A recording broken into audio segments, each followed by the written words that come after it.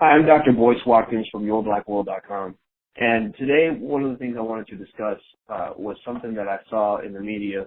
There's a brother, I wouldn't say a young brother, but he's a brother. And he lives in Michigan, I believe, and he likes to have babies. In fact, this guy has 9 kids with 6 different women. He was about $100,000 behind in child support.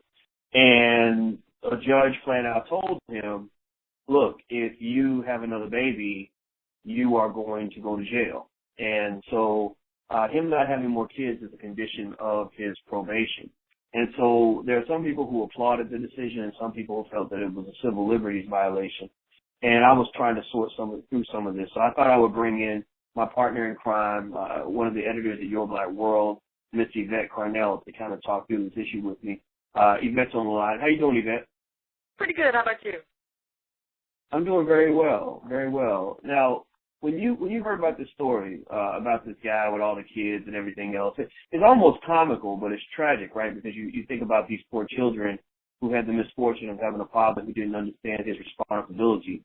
But what do you think about this idea that, of the judge saying to the father that if you have more kids, you will go to jail? I mean, do you think that the good outweighs the bad in this decision, or do you think that maybe some of his civil rights have been violated? Well, normally in terms of civil liberties, I'm pretty libertarian on a lot of things. In terms of I don't like government infringing upon people's freedoms, but in this case, I'm perfectly fine with him not having any more kids. The only thing that bothers me about it is if someone uses this in the future as a precedent. Where do you draw the line? Let's say a guy has 3 kids and he's not taking care of them. Do you say then he can't have any more? What about 2? What about 1? So I think there are implications there that bother me. But in terms of this dude in particular, like he has kids that he can't take care of now, and he's obviously proven himself to be too irresponsible to actually be left to his own devices, to be responsible. And he, along with the women that he's with, nobody is concerned about the kids. So I think in that instance, the government has to say, you know what? If nobody else cares about all these kids who are being born by this parent who doesn't, can't ever take care of that many kids, who will never be able probably to pay $100,000 of back child support, then the government has to step in and do something. And I think that's the only thing he can do is be like, dude, stop having kids. Just let this go. Stop this. This is crazy. So I'm okay with this case. I just worry about implications. Yeah, I think that you're right. Just for the record, I said he was in Michigan. I don't want to put this on the state of Michigan incorrectly. He's actually from Wisconsin. His name is Corey Curtis. He owes about $100,000 in back child support. He's 44 years old. He has 9 kids with 6 different women. And, as a person of color, as a fellow black man, I become very concerned about the fact that PD alerts. I mean, the sexually transmitted diseases that get passed in these ill-gotten relationships are simply disturbing. It should be a problem for all of us that there are people who care so little about themselves, so little about other people, so little about their children that they're living this way. That makes me feel that it's okay to tell a guy like that, look, you've had enough babies for one lifetime. 9 kids is enough. If you want more kids, you need to adopt and pay up the child support and adopt some kids. You don't need to be making no more babies. I think that the other people do have a point, though. The civil liberties proponents have a point that maybe we're walking down a slippery slope, right, when we get to the point of deciding who has the right to reproduce and who doesn't. Because remember, if you go back 50 years, you had the whole situation with black women being sterilized against their will by those who felt that they shouldn't have children, right? They made the arbitrary decision to say that these individuals were not mentally competent enough to raise a child.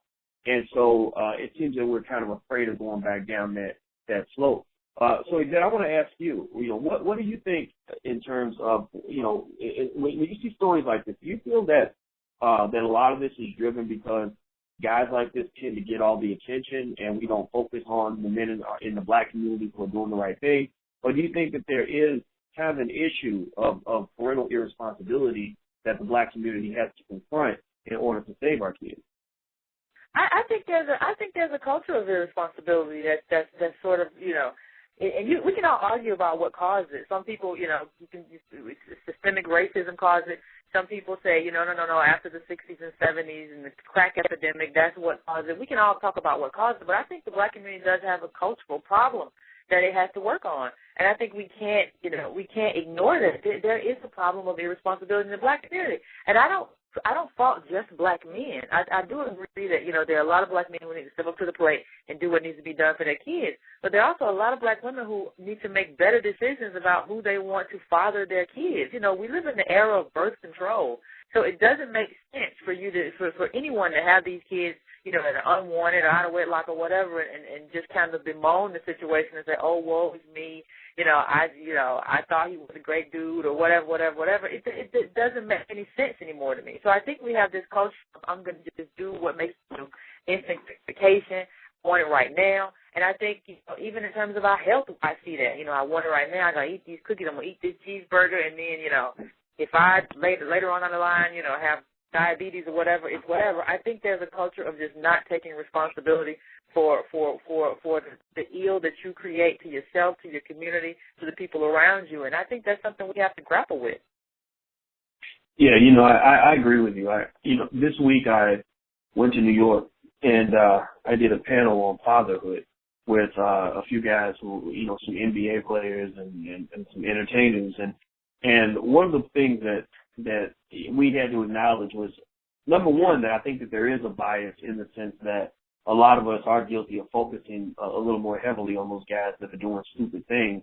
But at the same time, we can't sit here and pretend like there's not a culture of irresponsibility out there. We know that if you listen to the music that our kids are absorbing on a day-to-day basis, some of these messages that they internalize when they're learning what it means to be a black man, many of these messages are self-destructive, and they are destructive to your family. They are destructive to your community. They do not equip you or prepare you to be an adequate husband or father.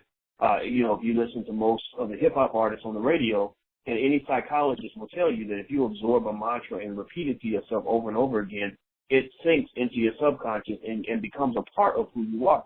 Maybe not all of who you are, but it becomes a part of who you are. Just like if a little girl keeps telling herself, I am ugly, I am ugly, I am ugly, she's going to eventually think that she's ugly, no matter how pretty she is. Halle Berry was a great example of that with her silly butt.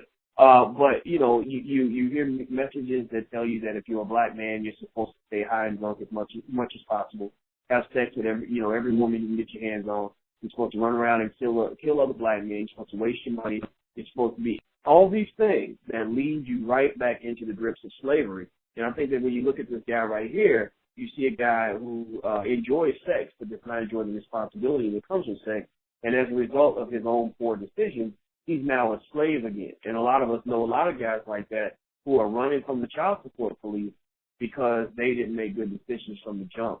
So I think that it's important for us to be honest with ourselves and with each other when we share this message and stop beating around the bush and letting our kids die and kill each other and harm each other and letting our families die because we're afraid to speak the truth on some of these important issues. I'll let you have the last word, Yvette. What are your thoughts? No, I think we do have to grapple with that. I think for too long the black community has pointed our outrage outward, and for a long time that was true, and to a large extent that's still true. There is a legacy of white supremacy in this country. We have to accept that. I'm not denying that, but I think at least for a period, I think it would be good for black people to take 5 or 10 years and just look at what we're doing wrong. Just ignore the white community for a little while and just focus on what's wrong with us. Just take a period to look inward at our problems, fix them, and then we can start focusing on the community outside of ourselves. But until then, I think we should just, box everybody else out and focus on ourselves.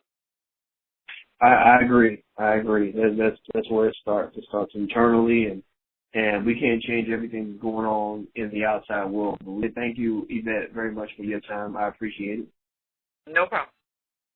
And thank you all for checking us out at yourblackworld.com. Please keep coming back. We love you so much, and we so appreciate your support. We've literally grown. Yvette and I were laughing because we've grown about 300% in the past year, and that means that we're doing something right. So it also means that we have support from other individuals in the community who want to both enjoy being black, because we have a lot of fun on Your Black World. We talk about a lot of silly stuff, but at the same time, we also promote the idea of being black and intelligent, and that's something that we enjoy very much. So until we meet again, please stay strong, be blessed, and be educated. We are gone. Peace.